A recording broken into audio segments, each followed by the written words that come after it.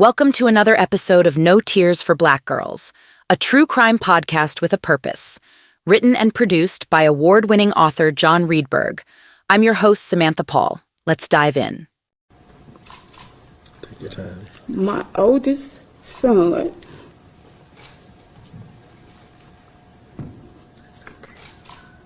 that I never would have thought that he would leave before me. This kind of way, how they just got him and just throw him in a hole like he wasn't nobody, like he wasn't important. They just did what they wanted to do with him, and that wasn't right. I couldn't get no answers from nobody. Me and my family deserve better than that. We had to buy him back from the state. In order to do anything, to get a death certificate, we had to spend money. And that's not right. Should nobody have to go through this as a mother? Nobody. They shouldn't have. No. Had to be thrown away like this. Just throw my son away. You a mother when you want to know about your son. Thank you, Miss Mary. I can't even imagine how emotional this is. And we thank you to Jonathan Schutz for helping get you some of the answers. Yes. Hi, my name is Gretchen Hankins. My son's name is Jonathan Hankins. He left my house May the 20th, Friday evening the 22, and he was found dead 23rd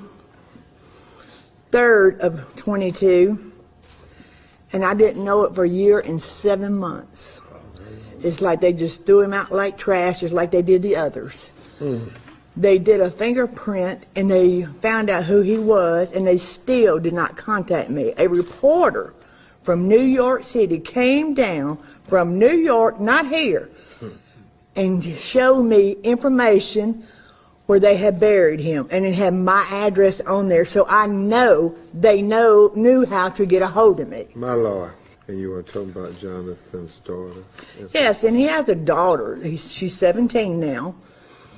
And, well, I can't get a death certificate or anything right now. I have to wait. Don't understand why. They need to give me one as soon as he was dead, and they should have brought it to my house. How much are they saying? $250 for the death certificate. It's ridiculous. It's uncalled for. My heart goes out to all the ladies that's here today, and I know how it feels to find out that your son was thrown away in the ground, didn't contact you, didn't care about you, and what's so killing on my part, JPD did it, and I still couldn't get anything. I had to pay $250 before I could even go down there and get registered to get a death certificate. Before they can even call Val Records. They had to call Val Records that day or the next day, and I had to go down there and get his death certificate. I couldn't even get nothing until I gave them $250. On a prior occasion here, you said you had 5 families that you were representing. Are they still, the other 2 still a part of? Yes, they're verifying. Thanks to the good work of Jonathan Schutz, they're getting verified. We don't want to come before they're verified, but they have more likely than not that their loved ones are dead, but we want to verify it. And then I put a missing report in on mine and gave them the information again. When you about to put a civil alert out too? I put a civil alert, asked them to put a civil alert out. They made like they were going to do it, they still didn't do it. All they had to do was put him up on the television, somebody would have recognized him. Yes. Google the name, something. I put his name on Google and it came out, the parents, the sister, the siblings, everything. So it did. Well, my son was actually on the TV on the missing person, and they still didn't contact me. And all they had to do with what Jonathan did, go verify data. That's amazing. He's in New York. Yeah. Somebody But- all the way from New York, and these But- so-called JPD workers don't do too much work, apparently, because they're not doing no job whatsoever, no investigation, no nothing. It was a scene straight out of a horror movie. 215 bodies discovered in unmarked graves behind a state jail in Jackson, Mississippi. Families of the deceased were left in the dark about the fate of their loved ones, buried in what is known as the Pauper's Field behind the Hinds County Penal Farm. The truth of this travesty and utter disregard for human life is slowly unraveling, but the details that have emerged so far are bone-chilling.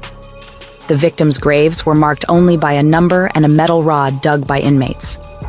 The burials themselves were likely carried out by those same inmates. And as if that wasn't disturbing enough, one activist who dared to venture to the burial ground described a morbid scene.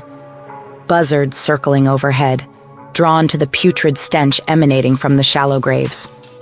But it wasn't just negligence or lack of respect shown towards these individuals. There was something much darker at play here. One woman's relentless search for her missing son uncovered the truth.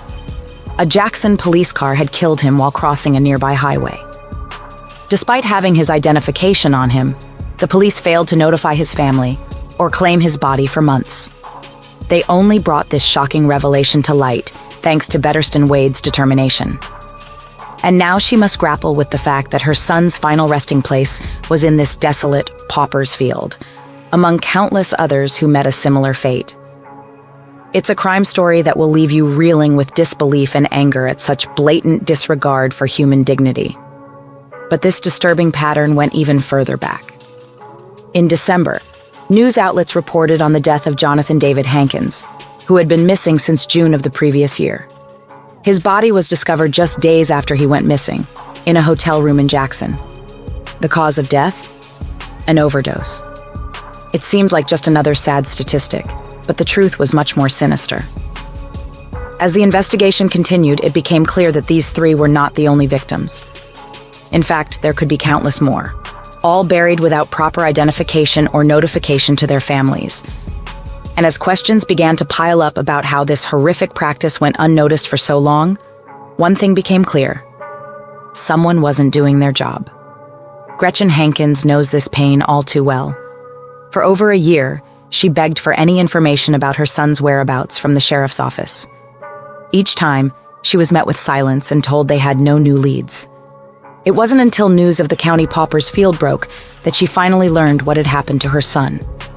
But there are still so many unanswered questions. Who are the other victims? How long has this been going on? And why isn't there more outrage from the public and the authorities? One thing is for sure, this story is far from over. As more details emerge, it's clear that there needs to be a thorough investigation into this heinous crime. Because every person buried in that Pauper's Field deserves justice, and their families deserve closure. As the news of the tragedy broke, social media was flooded with heartbreaking accounts and reactions from devastated individuals, mainly workers and young people. One video on TikTok went viral and garnered thousands of comments, with many expressing their lack of shock at the events, citing a broken system that values profits over human life. Others questioned why this wasn't receiving more national attention and expressed outrage at the actions of our government. This public outcry reflects the current state of society, where such disregard for human life has become expected. The ongoing COVID-19 pandemic, which has claimed millions of lives due to profit-driven decisions by both political parties and state institutions, has laid bare the true priorities of those in power. The victims in this tragic story were also dealing with addiction, a crisis that affects hundreds of thousands of individuals every day.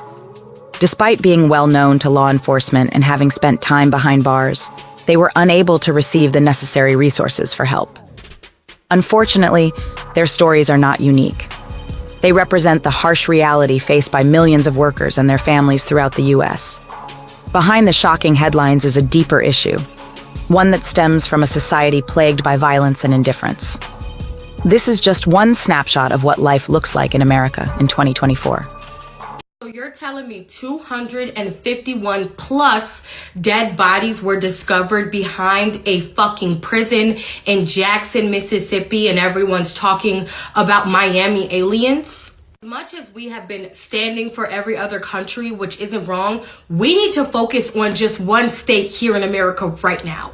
And if it wasn't sinister enough that these dead bodies were found behind a prison in Jackson, Mississippi, which is a sundown town, by the way, these dead bodies are not prisoners. Not only are these dead bodies not of Jackson State Facility prisoners, the prisoners in this Jackson, Mississippi prison were the people who buried them. So not only are these people in jail, but they were made to dig mass graves for dead bodies for people they did not know as part of their fucking sentence. Amongst these bodies, the amount of Caucasian bodies to what they have already found to be people of color, black people, is off. Okay? And the thing that I need people to understand is this is a huge racial thing. I don't care what nobody says. And this isn't a conspiracy. Apparently it's going on and on and on and unraveling to the point where there is have said to be a cop that actually killed someone and took him to that body to that prison and made prisoners bury that body in a mass grave. And this has just been going on. Mind you, I grew up in Jackson, Mississippi. I have grandparents that own land in Jackson and Bolton, Mississippi. And I literally went on field trips with my grandparents to cotton gins, and we could never stay out past sundown. Jackson, Mississippi is a sundown town, whether people think they still exist or not. One thing I'm going to use my platform to call attention to is that them fucking good old boys knew exactly what they were doing by making other prisoners bury fucking people in a mass grave behind the prison. Because if I make you bury someone, you think you're gonna tell, or you're gonna be back there too.